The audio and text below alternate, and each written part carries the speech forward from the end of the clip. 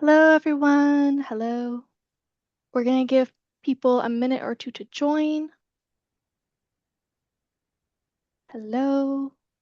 So, as you have any questions throughout the session, we're going to have a bit of a Q&A towards the end, so feel free to add them directly to the chat.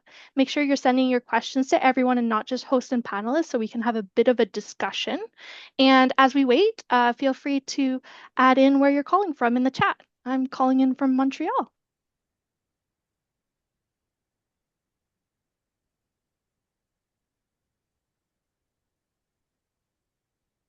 Toronto, Minneapolis, sunny Minneapolis, great. Oh, we got some more people from Toronto, Stockholm, Wichita, Utah. Amazing. Alrighty, so I'm going to get us started. So, welcome to today's Tigerhall webinar. Our session features John Nolan, SVP, Organizational Change Management at City National Bank. And today's topic is scaling department-led changes with AI. John, you can take it away. Great. Well, thank you very much. I appreciate being here. So let me jump in and start to share a little bit about what we're going to talk about today. So again, talking about department-led changes, what that looks like with AI and how we can do some of that decentralization. So our agenda for today, what we're going to do is we're going to start with a little bit around what's the state of change today. Not a lot of new content there. I'm sure things that you've heard before, but what does that look like to sort of set the base? Then we're going to talk about what decentralized change looks like. So what does that model look like that we're currently using, and how can we use a future model to continue to drive that forward? Following that, I want to talk with you a little bit about some of the benefits and challenges of that.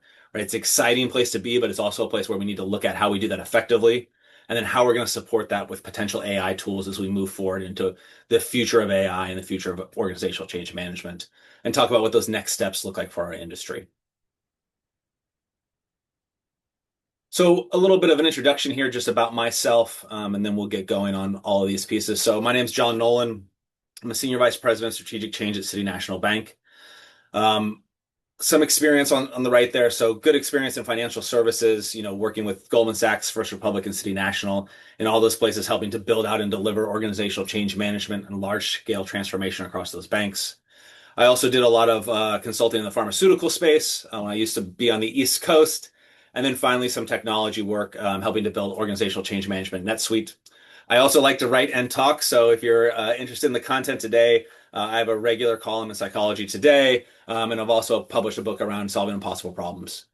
I also have my LinkedIn here. So a lot of the things I'm talking about today are ideas and things I'm excited about and things that I'd love to hear what you're working on and where we're going to take this in the future. So absolutely, let's continue this conversation. This is something that you're interested in. Reach out to me. Feel free to ping me. I'd love to talk more. Love to know what's going on in your organizations, how you're using some of these tools and what this is going to look like. Because I think there's a lot of base here, but then there's a lot of places where we can take this. And I really want to see what people are doing. So definitely feel free to reach out and connect with me. So where are we at today? As we've heard before, right, and in all the cases, we have this place where change is increasing and our support levels are decreasing. We have this environment where now so much is going on within organizations. We have a lot more change happening. Change is becoming more fluid. It's becoming more part of day-to-day work. We're getting more and more strategic projects that are impacting our employees. Those few projects a year are now turning into 10, 20, 30 major implementations, along with the hundreds of other smaller projects that are happening within organizations. And this creates a squeeze for us where we don't have the OCM or the transformation colleagues who can support these, who can drive all this out. And we need to figure out what to do with this and how we change this landscape. And I think this is a really exciting time for us as a community where we're being squeezed and something needs to change. I remember coming out of grad school and saying, okay, so we're using some of the same things we used 10, 20 years ago. And I think the next 5 years for organizational change management transformation are going to be huge because this squeeze is going to create a place where we have to act differently. We have to figure out how we do OCM differently. It's going to be a really interesting place for us to play around and see what the future looks like. So if your organization is like mine, you're probably running into something like this, right? Where we have an opportunity to support 10 to 20% of projects with that expert team, right? That team of organizational change management professionals, that true transformation office.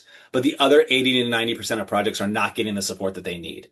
And that's either no support at all, or they're getting good support from a business SME, a project manager, an individual contributor who's trying their best, but that's not their job. They're still doing all the other things that they need to do. So it's not at the right level, right? And this has created this place where we can only really touch a small number of projects a year.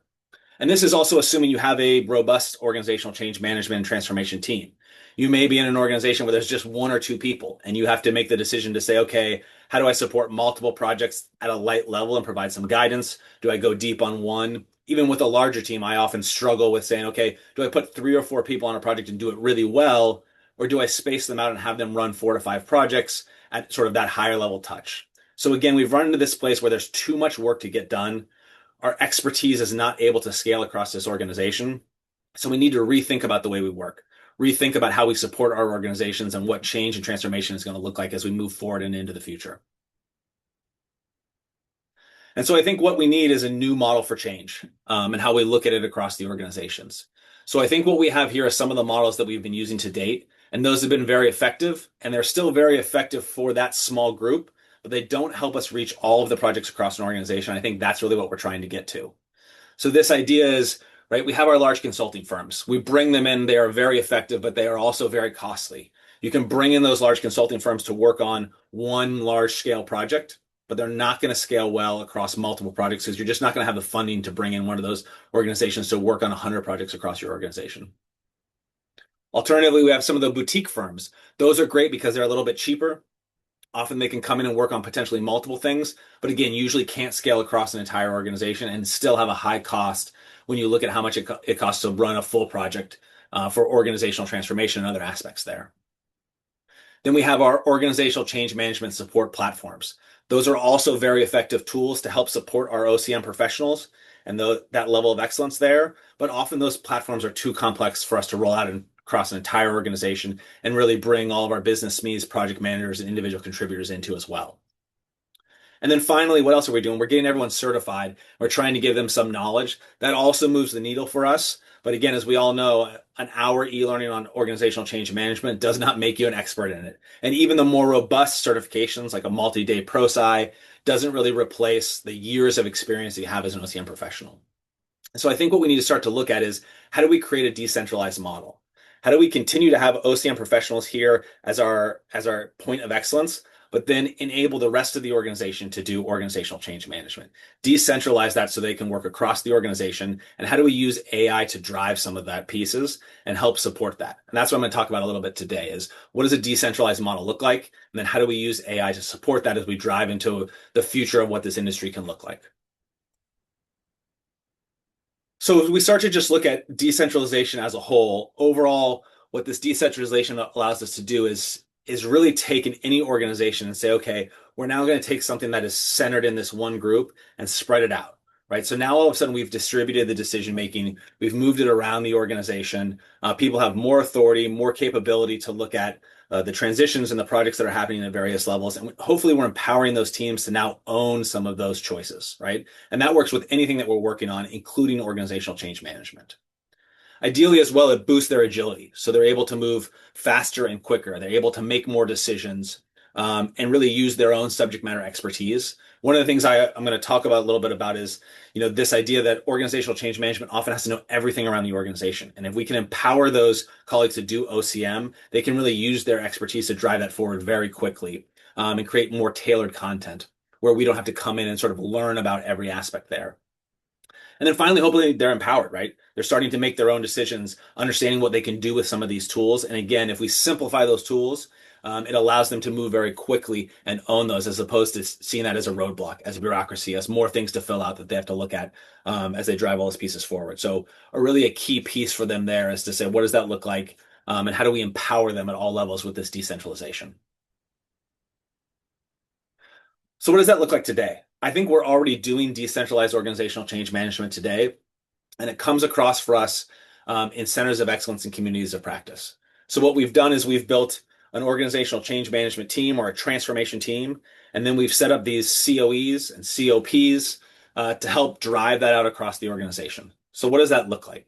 So if you're setting those up, centers of excellence are set up to help us define what our standards are, enforce the quality, and help manage that piece, right? It's the guardrails to say what are the processes, the standards, and the pieces we need there to know what tools we should be using as we deliver organizational change management in the organization. So as we push down, we say, okay, here are the guardrails and the tools you should be using, right? This is sort of the how-to of change when we look at that within an organization. And as you're setting that up, that's usually what we're looking at is what are the processes, what are the templates, what are the rules around doing this that you can't break as we start to build OCM and again, decentralize that within the organization. On the other side, one of the things we're doing is building out a community of practice. And so this is the place where, okay, now we're telling you you need to do OCM. Here's how you do it. This is the place where we're learning, where we're teaching, where we're sharing knowledge. And we're saying, okay, let's talk through some of these pieces. You're doing a communication plan for the first time. What is that? Why do you do it? How do you do it? And how do you go from good to great, right? How do you learn from each of the pieces you're doing and continue to be better? How do we learn around what's happening in all of those areas, like sort of the what's next piece? This is also a place where we can share all of the other things that come outside organizational change management, right? We often focus on sort of these key sets of deliverables, but there are so many other things that we can teach within a community of practice. You know, influence without authority, how to write a robust communication, all the different types of communication or training modalities that you can use. What's the purpose of some of these pieces and sort of all of the gray areas around OCM that we can't quite define with deliverables, but are really important to talk about. So I think this is one of the key pieces, right? We have our expertise, and then we're starting to drive down right now in our day to day with these models for decentralization and saying, okay, we need the business to help us out. There's too much going on, right? So we build our centers of excellence and our communities of practice. We get people up to speed, and we're starting to ask them to do some organizational change management today. And I think that's been very effective so far. But again, as we continue to move quickly forward, this is not going to hold. It's not going to work across 200 projects. It's too much. And for many of our colleagues, this is a lot to take on, right? They already have a full-time job. Now we're asking them to do more. We're asking them to learn an entire new skill set, follow the rules, understand all of these new pieces. And so that creates more stress as we sort of push that OCM as opposed to saying, oh, this is a great tool. I'm so excited to use this. It's so valuable to our projects. So we're missing some of those pieces there. I think that's a key thing that we need to look at is how do we improve that decentralization as we move forward. So let me pause here and ask you guys around a first poll here question. So what do your organizations look like today? As you're using organizational change management, as you're doing transformation, do you have a community of practice? Do you have a center of excellence? Are you starting to build both? Is neither one available? What does that look like within your organizations?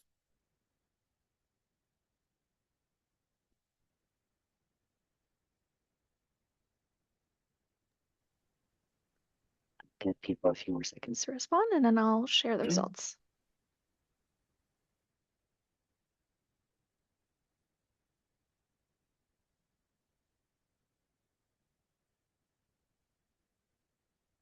All right, so it looks like we're almost sort of even across the board, right? So some people are just starting out and saying we don't have any of those pieces yet.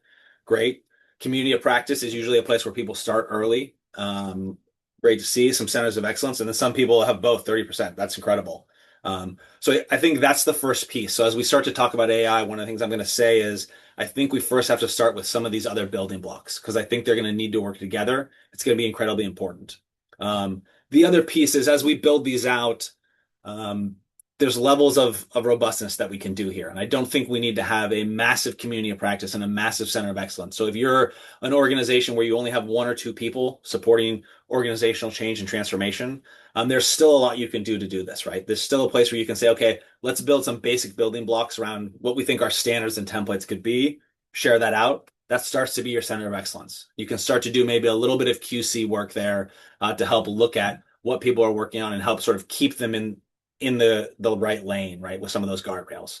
On the community of practice, it doesn't have to be a weekly forum where you're sharing best practices and a lot of content. It can be small little pieces every now and then of just sharing some best practices, helping to guide and educate people. And for those of you that are doing both, I encourage you to continue to drive that out, right? I mean, that's a great opportunity for us to continue to say, okay, we're now using both of these. How do we continue to make them more robust and push them forward as we decentralize this change within our organizations? So as we start navigating decentralization, right, and before we even sort of get into the AI piece, we start needing to think about, okay, what does this look like? So how do we build this out within our organizations? And a key piece here is going to be looking at first, how do we start to assess our content? So we need to be able to look at our projects and know what makes sense for us to work on as OCM professionals. So what are the most strategic projects?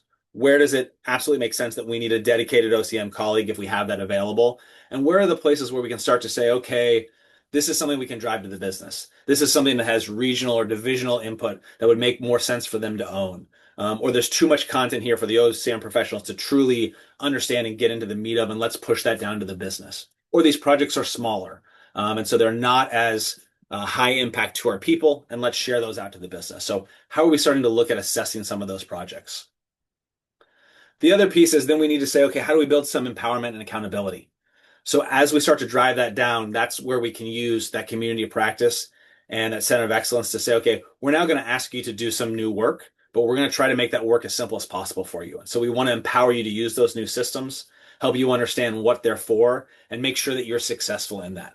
I think one of the things that we run into a lot within organizational change management is we try to push that into the business, but we don't do enough to really empower them and say, I want to teach you how to do it. I'm going to show you why it's important. I'm going to help you when you have questions and really do change management for the change management, right? And help really drive that out. And then finally, we need to coordinate.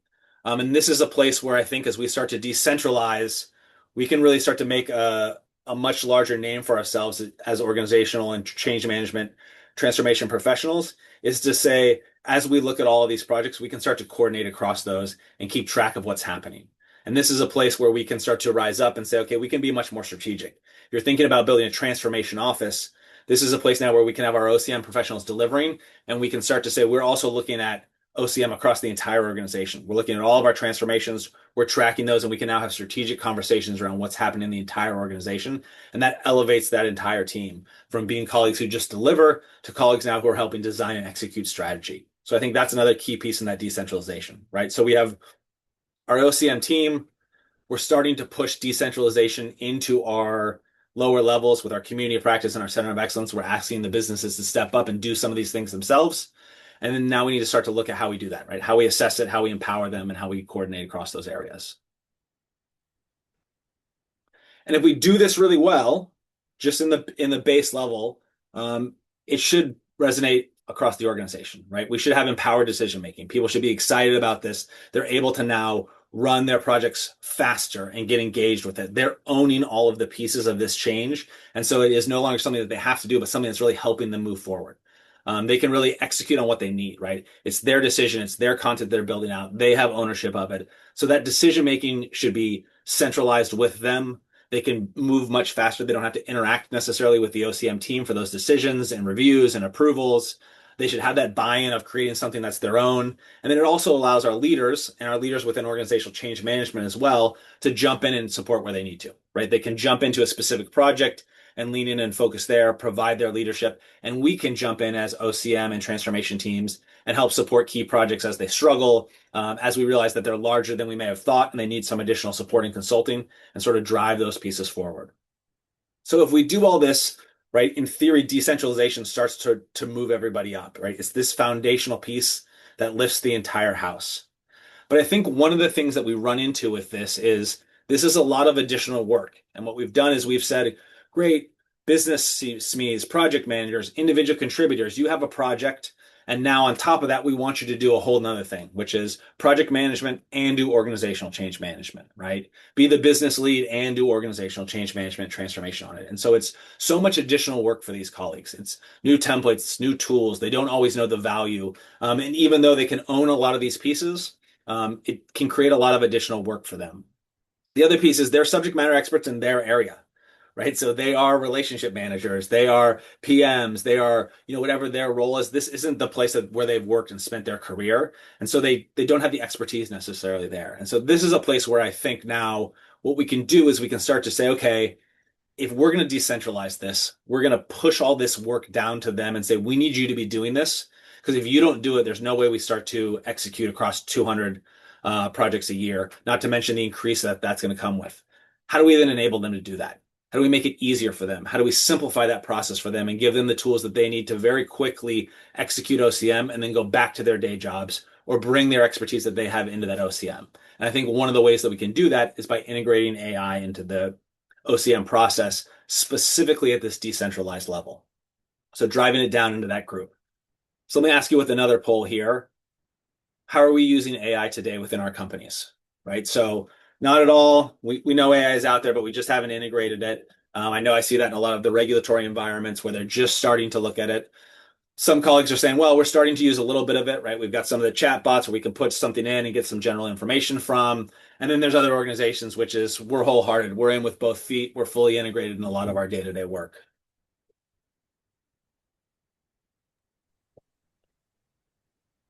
Give people just a few more seconds to respond and then show those answers.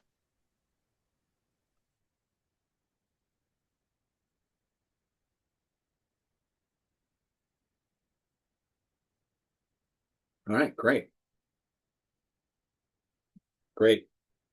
Interesting. So not at all, small amount. So that's great. So those of you who are in the not at all category, 12%, um, I would say don't worry about it, right? There is a lot happening right now with AI, but I also think everyone's trying to figure out what that looks like. So I don't think it's and I'm going to talk about this a little bit more. I don't think it's a race where we need to keep up necessarily with everyone else.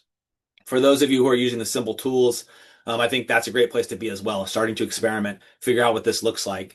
And then for those of you who are fully integrating it, this is part of your day to day, that's an incredible space to be, right? You're going to be the leaders in a lot of the things that we're talking about. And really interested to see sort of your feedback of what you're using and how we're driving some of these pieces out, and what that looks like for your day to day work. So very exciting stuff there. I'll tell you in the organization that I'm in right now, just to give you a lens, we're sort of in that middle space, right? We're starting to use some tools. We're looking at what the larger organization looks like. I work for a bank, so it's regulated. So there's a lot of hesitancy to make sure we're using everything correctly, where our data is going, and how we're going to use those pieces. So it's trying to figure all of those pieces out.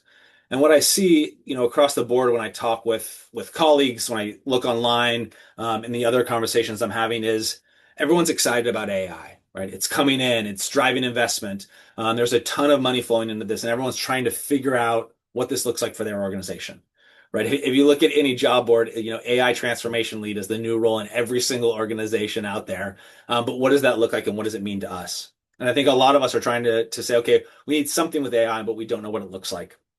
So organizations are playing around with all of those pieces, and where we can get that, and how do we integrate all of those pieces. And I think if we step back and we say, okay, if we don't look at our organizations, but instead we think about ourselves as an industry, we can start to say, what does AI mean for organizational change management? Where do we as an industry interact with it? How do we play together, and what does that look like? And where are those overlaps going to happen, and where is that going to take us, and how we want to use some of these tools? And I think there's three key areas where we're going to see this that I want to talk about. So the first is I think there's going to be a ton of AI implementation consulting, right? So this is our standard organizational change management, our standard transformation for those AI implementations, whatever they may be. And this is a great place for us to play. And you're seeing everybody jump into this already, right? So all of our large consulting firms, I gave you some examples here, BCG, McKinsey, Accenture, they all now say that they can do AI strategy and that they can deliver the OCM aspects of that AI, that full transformation and implementation of those tools as we're figuring all those pieces out. You're also seeing independent firms come in and say, hey, I can specifically do the organizational change management for these AI tools. And I have a unique process, right, that's different than the larger firms or than what you're doing day to day. So Caspius and Launch are examples of those where they're coming in and seeing those. So I think there's going to be a great play for years to come of us saying, okay, there's new technology happening and we can help do organizational change on those pieces. So lots of good opportunities for us to work here. The other reason I think this is really interesting is because it's a technology change. So these are new technology platforms. So we have that standard piece. But I think truly, if we look at this and how we're going to do effective change in these implementations, there's a huge cultural piece here as well. This is going to create an entire different way of working, how we think about these tools, how we feel about them.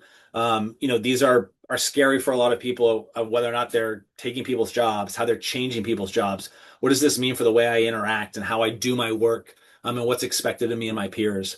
And I think that dichotomy is going to be key for the successful implementations, and that's what I'm seeing in a lot of the OCM models. But I think it's also important for us to look at when we think about what this means for our industry. I think for our industry, we need to say, okay, this is a new technology tool that we can use, but this may also be a cultural shift for us as an industry to start to say, okay, maybe we need to step back and say there's still going to be OCM expertise in a way that we can only deliver, but also what does it mean to teach everyone else how to use some of these tools? And is it okay that AI is able to do some of these things that we do as well? And how do we enable people to start to execute across some of these and go sort of from no OCM to some, from good to great, and start to level that up? and be okay with that aspect of letting go of some of that control and saying we're going to enable colleagues to do that because overall, OCM across more projects is better for the organization. Whether or not we own those, if we can let go a little bit of that control and say it's okay for having these tools help us out, that will drive overall better performance across the organization. We have more projects having OCM, and that's what we always talk about, right? This is this key process that we need to use. It makes things so much more successful. It makes people more engaged, better outcomes. So how do we enable that across our organizations? So the first place I see that is that AI implementation. That's going to be huge for our industry. I think we're going to be doing a lot with that. The second place where I see us getting involved in this is AI tools for OCM professionals. And so this is allowing us as OCM professionals to now go even deeper, right? And be even more effective. And so what you're seeing is standard tools that we already use. So something like Qualtrics, right, is a survey tool. That survey tool now has AI embedded, so it can do sentiment analysis, right? It can take all of those open-ended comments and start to categorize them, pull out themes, and do things like that. You have brand new tools to the market like Clarity that allow you to capture the work that someone's doing and then build process maps and look at those strategically and define impacts and observations for improvement. So great opportunities to look at some of these tools and really figure out how we can go deeper, right? Change Map, Canva, again, places where we can take the things that we're already doing and really improve those. So I think there's this opportunity for us as OCM professionals as well to say, okay, there's now a lot of tools at our disposal to make us better at what we do, to allow us to more quickly create content once we figure out, how to effectively use all of those pieces and which ones are right for our fit, to go deeper and understand more information, to work on a few more projects. I don't think this allows us to reach 200 projects a year. I think this allows us to maybe double our capacity, right, and go from that 10 to 20% or 20 to 30 or 40%. But again, I think this allows us to deliver a lot more and potentially faster and in higher quality. So there's this other piece where now we can go deep and we can say, hey, we were experts, but now sort of we're super experts here with so many other tools that we can use, right? So we have this consulting piece, and then we have the ability to go deep and help support these projects. The third area, and this is the thing that I want to continue to talk about for the rest of this, is a place where I don't think we're playing around yet very much. And I think this is the interesting place for that decentralization is how do we start to build AI for non-OCM professionals? So how do we take our business SMEs, our project managers, our individual contributors, and build tools that help them do organizational change management, help them execute across those other 150 projects and define that? And I think the key thing here is starting to say, okay, right now we have potentially nothing, or we have very simple change, and we're not trying to bring them to the level that we're at. We're not trying to say, okay, I now need a project manager to be an OCM expert. We're just trying to say, how do we level this up? Right? Every step up is something that moves the needle and it overall improves the organization. So how do we take no OCM right now and get them some basic content? How do we take the basic content that they're making and make it pretty good, or take good and bring it up to great, right? And what tools could we use to help enable them to do those OCM deployments without having the OCM team there, without having to learn a bunch of tools and templates, without having to drive into all of those pieces? And I think it's a slow process that we can do, again, to help build that foundation. And instead of going deep, where we can, as experts, instead use AI to go wide and say, okay, now we're starting to look at this wider picture. Let's build the base there and slowly raise that group up. I think if we do that effectively, what happens is we take this AI automation and all of a sudden we've given them sort of this base level of expertise, and now we can enable speed, right? So now all of a sudden we can have that larger reach and allow them to move very quickly. So this is not a place now where you can go to someone and say, okay, I need you to fill out this blank Excel sheet and try to explain to them what it is and how they're going to do it and what the value is. Instead, you can let them do what they do best, right? Which is their job that they've trained for and they have experience in. And really what they can do is they can bring their expertise to that. We can use those AI tools to create that first level analysis of here's who we think the stakeholders are. Why don't you just react to that? Why don't you review, edit, and approve versus having to look at that blank sheet and starting to figure those pieces out. And so helping them think through that. And it can have those early conversations that we would have around, okay, you have your end user, but what about this group? And what about this group? And have you thought about some of those other areas? Have you thought about what a structured communication plan could look like? Here are some examples of that. And it's much easier, I think, for those colleagues to jump in, read through a communication plan, edit those emails, using their subject matter expertise, right? They know that that's the role that they work in, that's the area that they're focused in, those business me's, that's the people we're bringing that content to anyway. But instead of us having to do it, allowing AI to build some of that content out on a base level. And then what they can do is use their expertise to review and approve that content and then execute it very quickly without having to get the team involved. I think when we do this well and we start to build this as a foundation, it has an opportunity to really revolutionize the way that we do organizational change management because we'll still have the expertise in our teams on those big strategic projects where you absolutely need someone like us. We're able to now go deeper, but now you have these teams who, instead of saying, "Oh, there's all this extra, uh, templates and tools that I need to use," we can say, "Okay, some of those are filled out for you." And your job is to now review and figure out what else is missing, how else you can add to those, and what that looks like as we move forward. So again, we can still go deep, but we can also enable our organizations to go wide, right? So we can have focus and specialization on those key aspects that really need an OCM professional.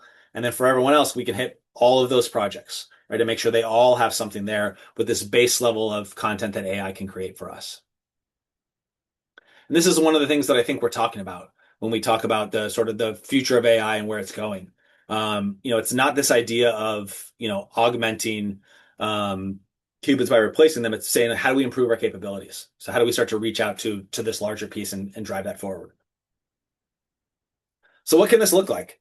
And there's a variety of ways. So I'm going to throw a couple examples of here. I think we need some opportunities to just create the basics. And again, one of the things I want to emphasize with this is I think all of these needs to start at just the basics and knowing that anything that we can do at a basic level is, again, moving the needle forward, and then we can slowly build upon that. So the ability to take basic company information and basic templates, maybe a project overview that we have, those are things that are available in most organizations today.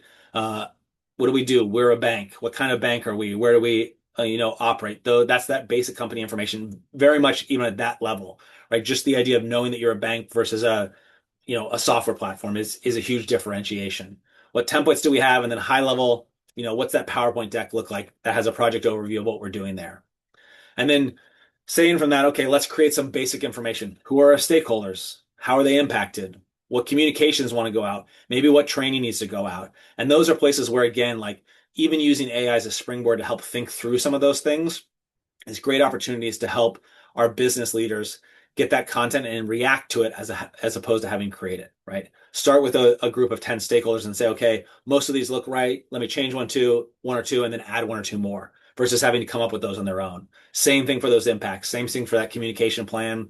And even the training, like we're at a place where we can start to really create training content with AI, but we don't need to go there. We could just think about what training might have to come out and then push that to training teams if they're available or enable the business to do some of those pieces.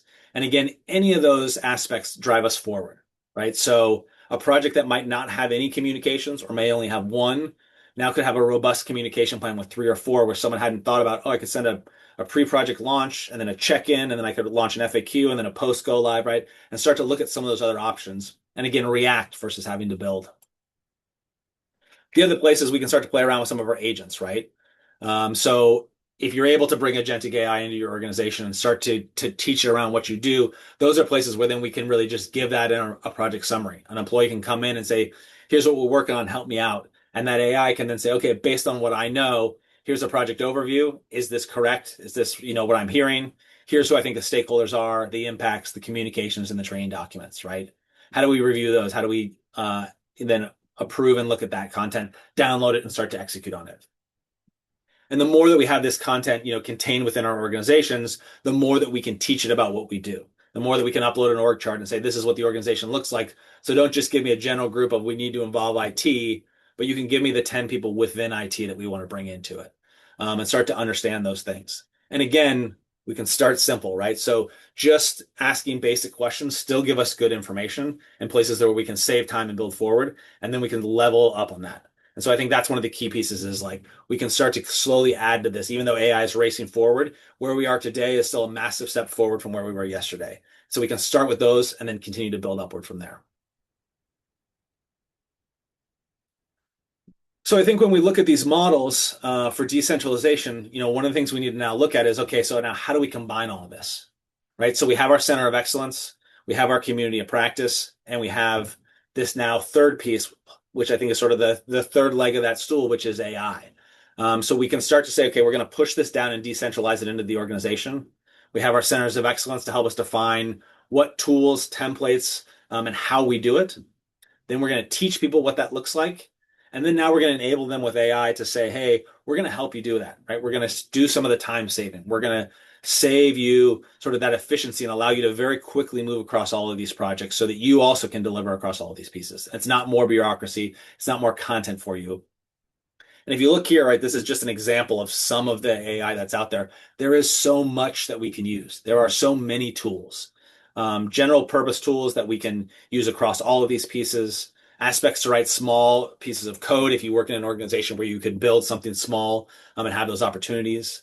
There's places where we can be more productive in streamlining workflows, looking at our audiences, driving creativity and content, and then also in that learning environment. And the nice piece about this is it's not a one size fits all, right? You can launch, Claude or Copilot and use that across the organization, but you can also play around and tie these pieces together and figure out what that looks like for your organization. Each of us is going to be different in what we need and how we want to do this. And so I think that's going to be a key piece as well, is starting to experiment and figure out what works, figure out where you want to tie these together. The other thing I like is for many of these AI tools, they're inexpensive right now, right? So it is expensive to launch across an entire organization, but it's inexpensive to run a pilot and play around with these and experiment and do a little bit of the use cases there to figure out what this looks like, how we tie all these together and make a larger model that works to create some of this content. And so I think there's this good opportunity for us to play around as we start to look at what this industry looks like and say, okay, let's start to build some stuff. Let's start to see what's out there already that we can execute against these. And then let's figure out how we customize that for our organizations. What does that mean for us? Where do we want to focus? And how do we start to slowly move the needle to build up that base level for our colleagues as we start to build out that foundational piece? And as we start to look at this, this idea is like, okay, so this is the future and this is where we're headed. But I would say we're already there, right? This is already starting to happen. So there's lots of organizations that are already starting to build this out for our OCM professionals. So we can also engage those as well. Flux is an organization that has content that starts to build OCM deliverables based just on that early content. ProSci has a tool where you can go in and chat with the ProSci OCM professional. It'll help you build content. It'll talk you through all of the pieces. In talking with Tigerhall, I know that they're starting to build decentralization into their model, in future releases. So what is that going to look like as they move forward, right? So there's lots of places where we're now starting to say, okay, this decentralization is working. We can push this down to all of our users, and we can start to enable them with some of these small tools or larger platforms to really drive this forward. If we do this really well, I think the benefits of this could be massive for the organization. So I think what this looks like for us is, this idea of first decentralized structure. So this allows us to accelerate decision making. All of a sudden, all of these groups now have faster decision making. So they're not relying on an organizational change management central function to make all these decisions, to execute all these OCM. They can do it themselves and they have the content right at their fingertips, right? It's being pushed to them from these tools. So they're faster, they're more flexible, they can be more nimble, and they can respond where they need based on the levels that they think they need, right? So they can easily sort of tweak that dial to more or less communications, more or less training, and have that content come across very quickly. It also makes them incredibly more efficient, right? If we're able to do this, no one has the manpower to say, usually, like, let's hire 100 OCM people. That's what I'd love to see is, as a shared service, OCM on everything, but it's probably not going to happen. So this allows us to say we can be incredibly efficient, drive that OCM across everything else, and really push that out without having to have a huge investment in the people power of it, but still keep those OCM professionals, right? So we're not saying that we don't need those colleagues anymore. We're just saying we're going to supplement them with some of these other tools. So this ability to expand there. And then it still allows us to, create a centralized team. So we still have the OCM professionals who are there. We still have those colleagues who are relying on their levels of excellence and expertise to understand what makes sense for them. And so we still have the opportunity to jump in and help out with a lot of those pieces, right? So I think there's a lot of benefits if this is done well and executed across this decentralized model. With that said, I don't think it's without challenges. And this is the part that I think is interesting and fun as we start to move forward. Like, what are the challenges that we're going to face as we execute this, and what does that look like? So I think there's two sets of challenges: challenges to decentralization and challenges to AI. So if we talk about AI, the big challenges that everyone's facing for AI right now are data accuracy, proprietary data, and insufficient expertise, right? So the data accuracy piece, I think, is um, less of an issue at this base decentralized level, right?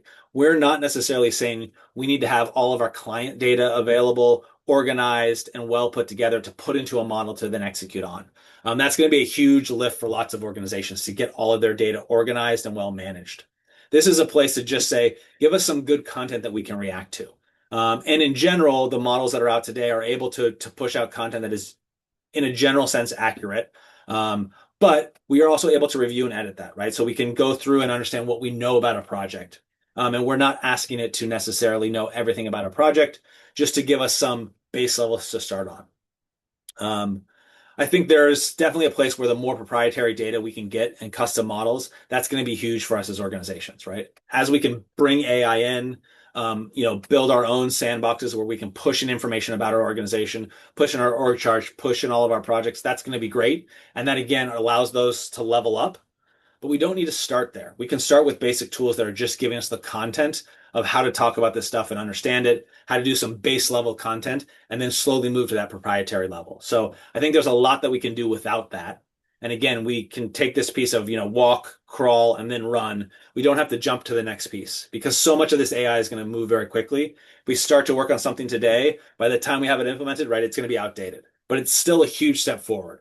And it's still going to drive efficiency and effectiveness across the organization. So I think that's the place to start is how do we play around with some of these tools, even the smaller tools. We had brought something into our organization and there was a lot of complaints because people said, hey, it's not ChatGPT 5, which I use every day outside of work. And we said, no, but learn how to use some of these tools, learn the basic tools and thinking about how I interact with AI, thinking about what this means for my day to day, thinking about those cultural changes.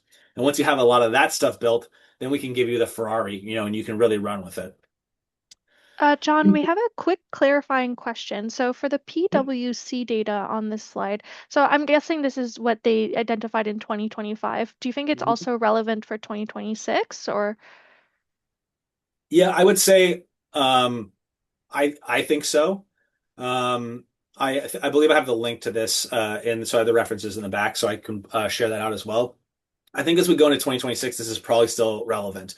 I think the organizations that I've seen don't necessarily have the data accuracy there. We're starting to build the proprietary models, but those again need to come in and really work within an institution. And then I think we're starting to get, this third piece around um, expertise is starting to build out that, right? The more people that are using these tools, the more expertise we have. But again, this is sort of a new industry. So I think all of these are moving forward. But there's definitely aspects there. I think the other piece, it is going to be um, a security question as well. I mean, so if you've been, following the news, uh, the Mythos system got pulled back, and so like, what are some pieces there as well around, data security, and what does that look like? I think that's a big thing that lots of organizations are going to look at, and that's the idea of bringing some of that content in. So I think these will continue to evolve, but I think a lot of this will also make sense for 2026. So then those are some of our AI issues, right? So we can work through those, and I think we still have good content there to help address that. Now, as we start to talk about decentralization, right? So we want to have our team, we want to start to push this down and then give the business tools to use so that those tools start to build the OCM content for them, right? And we need to be okay that they're going to build sort of some base level content. And it's not going to be A plus OCM, but it's still better than what they're building today. And it's helping them and it's making them more faster and more efficient. But there's still some challenges that happen with that decentralization that we see in other organizations as they decentralize other programs in other areas. And this is a place where I really think, as I was saying before, community of practice, center of excellence are key to have in place because those are going to help partner with that AI to address some of these pieces. So one of the first things we see when we decentralize is this idea of right strategic and operational misalignment. So we start to have sort of this loss of synergies, inconsistent experience, right? If we push this out, everyone can do whatever they want in different ways. And there's a little bit of variability that we want to give to the organization. Something in HR will look different than a project in IT versus a customer facing project. But at the same time, one of the things we can do is we can use that center of excellence to build some of those guardrails, right? So that's this place where we can say, both within an AI platform and within our colleagues, to say, here's what good looks like. Here's the tools and templates you need to be using and keep them within their lane there to try to drive as much operational alignment and strategic alignment as they can there. The other piece is sort of this accountability and competency gaps, right? So how do we hold people accountable for what they're doing? How do we continue to make them competent in what they're building out, right? We don't want to give them a tool and say, now you don't have to do any of these pieces. That's our community of practice. That's the place where we say, okay, we're still looking at your content, right? A COE can do some quality check of that content to build some accountability. The community of practice can say, okay, let's talk about what good looks like. This first version, how do you know what a good communication plan looks like? Right. So even if you're building it or you're reviewing someone else's, you need to know what those key pieces are and how do we continue to educate. So a key piece here is we need to continue to educate our colleagues on what this is, what good looks like, and how they should be using these tools for OCM.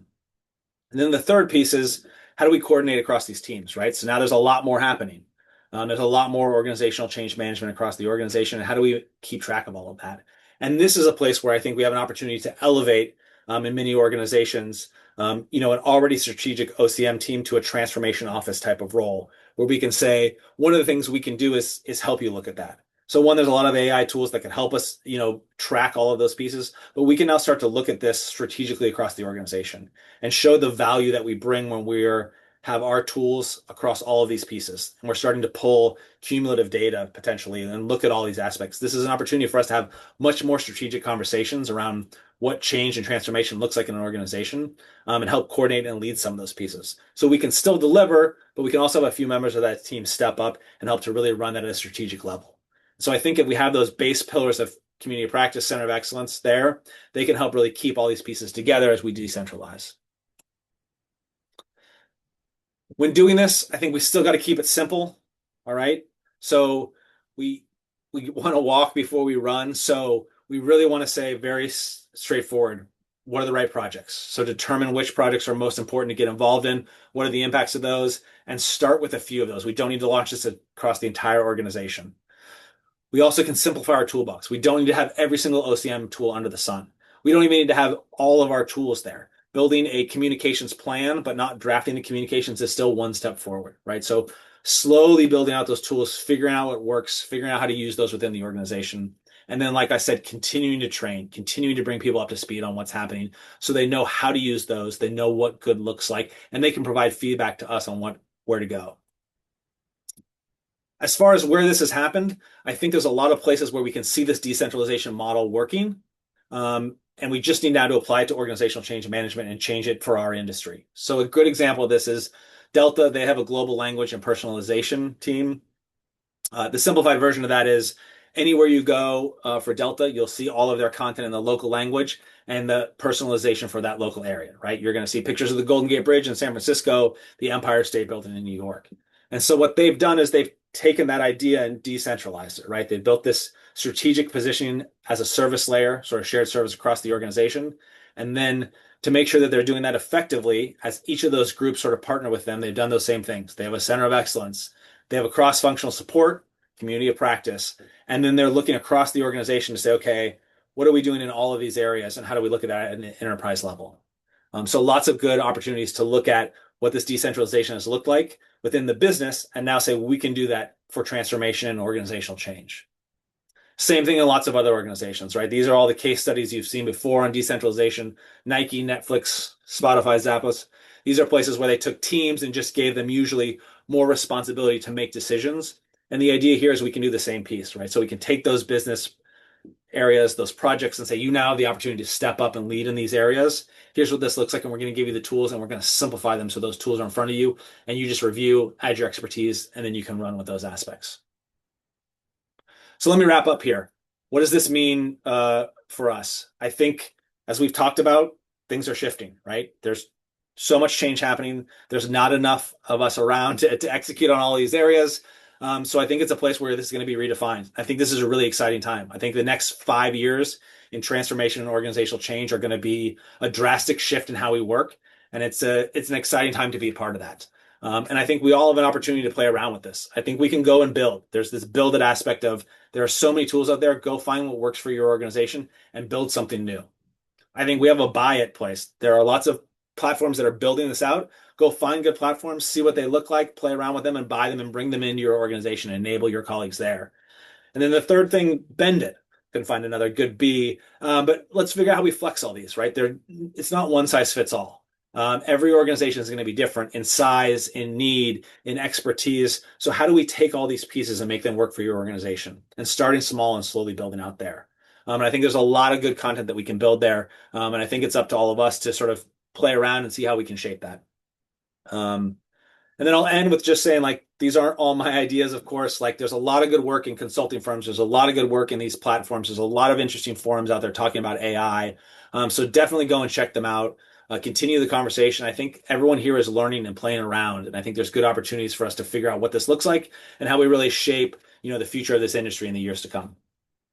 So let me stop there, and we can take questions. Awesome. Thank you, John. So the first question we've got is how were you able to create this decentralized approach in your own organization? Did you go through it by influencing your peers to buy into this approach, or what was your approach towards this? Yeah, so I think it is a lot of a lot of different aspects. So I think one in our organization, we are lucky enough to have a very large organizational change management team. We had to bring on a large team to help deal with a huge scale of projects via a regulatory issue.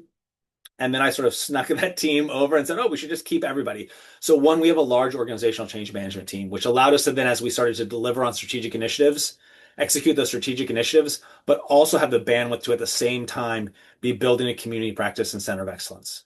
And those all happened though in succession, just sort of slowly, right? And within our team, we got executive buy-in to do that. It didn't cost more money to say, hey, we want to start a community practice and slowly getting buy-in. And we went and we talked to our project manager. We talked to all the different people and we slowly started bringing people in and they saw the value in that. They liked the learnings. They liked learning about the content there. And the funny thing is the things that are most popular are the things on the periphery, like influence without authority, or how do I, get a buy-in from a senior leader on a project. So they like a lot of that content, which is sort of in that L&D space. Then we took all that and we brought it into our center of excellence. We started to build out processes and policies and standards. We said we want to participate in that area and really make this concrete. And we pushed there. We got leadership buy-in to now say, okay, all projects have to have some level of OCM. And then, it's sort of this almost like a trick of, okay, well, now everyone has to do some level of OCM. So now we've enabled that within the business. And so now we have this great opportunity to say, how do we help the business? And how do we make that easier for them? Because we've now created this place where they have to do it. And that's the place where now we can start to bring in some of these tools and start to build out these tools to hopefully drive that up. And at a later date, hopefully have a full, somewhat automated OCM practice that's happening at that base level. I want to be clear, we're not there yet. We're still playing around with a few of those pieces, and that's why I'm excited about this. I think this is a really interesting time to start to use these platforms to pull in and play around and see what this can look like. And Matt wanted a quick clarification. The first logo for the three change management AI tools, the first one was Flux, right? Mm-hmm. Awesome. So that was a quick one, but I have a bigger question for you. So this one's from Norma. Scrum certificate, agile, lean training for OCM practitioners can be all useful. What is your opinion on that, considering the future of OCM? For OCM practitioners, yeah, I think those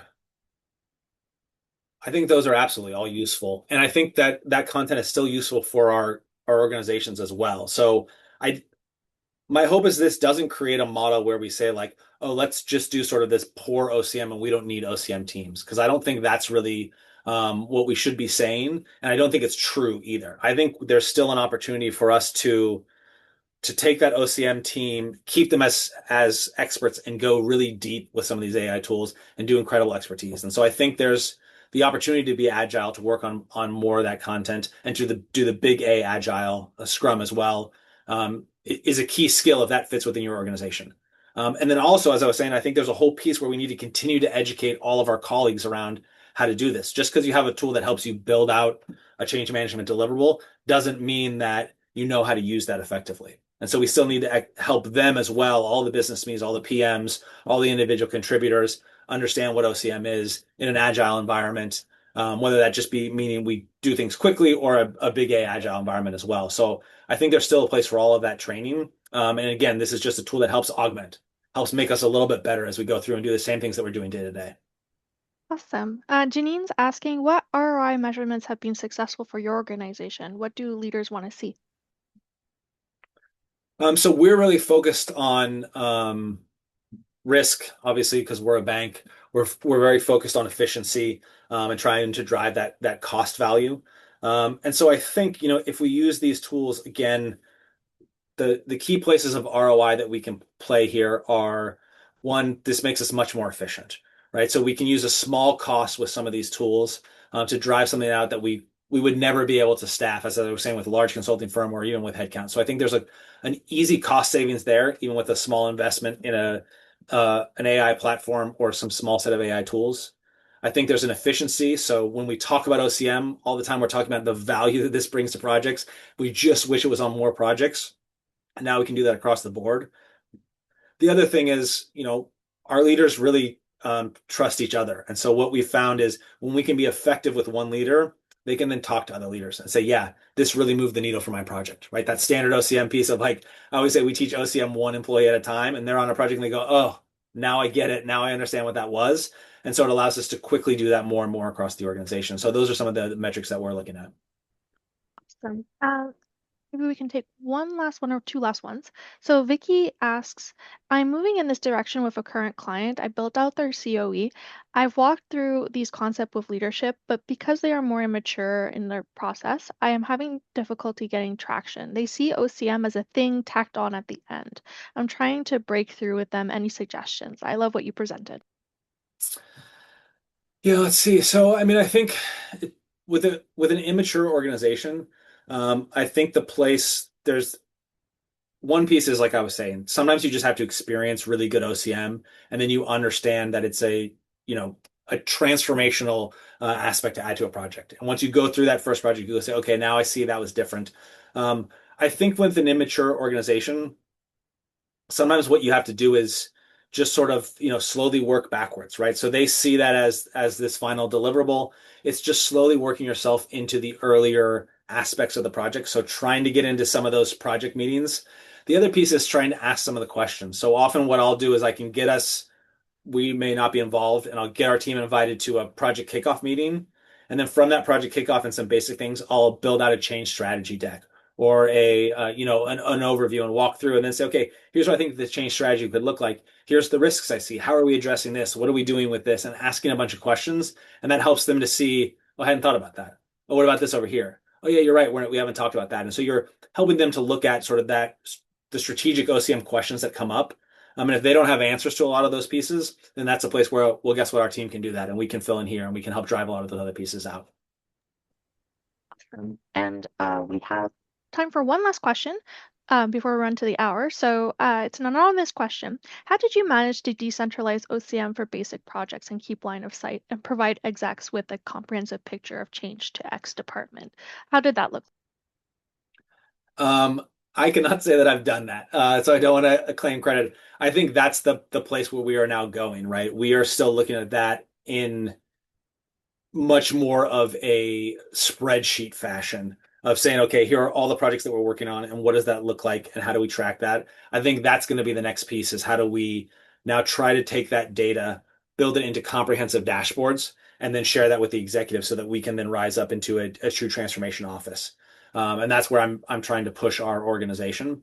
So I'm not there yet. So if you figure it out first, let me know. But I think there's a lot of good tools to start to look at and visualize that data, as well as just the project management tools that we're already using.